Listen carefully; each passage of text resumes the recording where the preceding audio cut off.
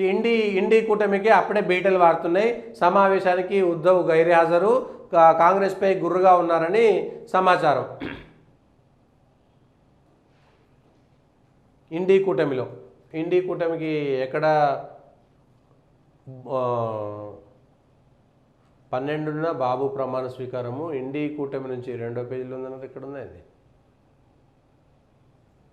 చంద్రబాబుతో స్టాలిన్ భేటీ, ఉద్ధవ్ ఠాక్రే గైర్హాజరు. కూటమి సమావేశానికి శివసేన యూపీటీ అధ్యక్షుడు ఉద్ధవ్ ఠాక్రే హాజరు కాలేదు.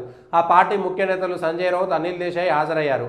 మంగళవారం లోక్సభ ఎన్నికల ఫలితం అనంతరం ఉద్ధవ్ స్పందిస్తూ బీజేపీకి మెజార్టీ దక్కనందున ప్రభుత్వాన్ని ఏర్పాటు చేసే బాధ్యత ఇండియా కూటమిపై ఉందని, ఢిల్లీలో సమావేశానికి తప్పక హాజరవుతానని, అక్కడే ప్రధాని అభ్యర్థి ఎవరని నిర్ణయిస్తామని ప్రకటించారు. అయినప్పటికీ ఈ బుధవారం నాటి సమావేశానికి ఆయన గైర్హాజరు కావడం అనుమానాలకు తావిస్తుంది. మహారాష్ట్రలోని సంగ్లీ లోక్సభ స్థానంలో తమ పార్టీ అభ్యర్థి ఓడిపోవడానికి కాంగ్రెస్ పరోక్షంగా సహకరించిందని ఆరోపణలున్నాయి. ఈ విషయంలో ఆయన హస్తం పార్టీపై గుర్రుగా ఉన్నారనేటువంటి ప్రచారం జరుగుతున్నది. ఎన్డీఏ కూటమి సమావేశం జరిగింది. ఎన్డీఏ కూటమి నాయకుడిగా నరేంద్ర మోడీని ఎంచుకున్నారు. ఇండీ కూటమికి సంబంధించిన మీటింగ్ అయింది. ప్రధానమంత్రి అభ్యర్థి ఎవరో తేల్చాలి కదా. మేము ప్రభుత్వాన్ని ఏర్పాటు చేస్తామని ఇండీ కూటమి చెప్తున్నది కదా. నరేంద్ర మోడీకి నైతిక అర్హత లేదంటున్నారు కదా. మరి ఇండీ కూటమి ఇప్పటికి కూడా తమ ప్రధాన అభ్యర్థి ప్రకటించి ఎందుకు రాష్ట్రపతి దగ్గర సమయం అడగలేదు?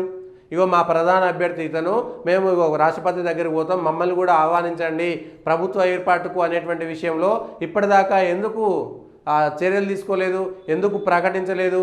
ఎందుకు దానిపైన స్పందించలేదు? 4 సీట్లు ఎక్కువ వచ్చినందుకు, 4 సీట్లు తక్కువ వచ్చినందుకు మాట్లాడేటువంటి మాటలు సరైనటువంటియా కాదా అనేటువంటిది చూడాలి.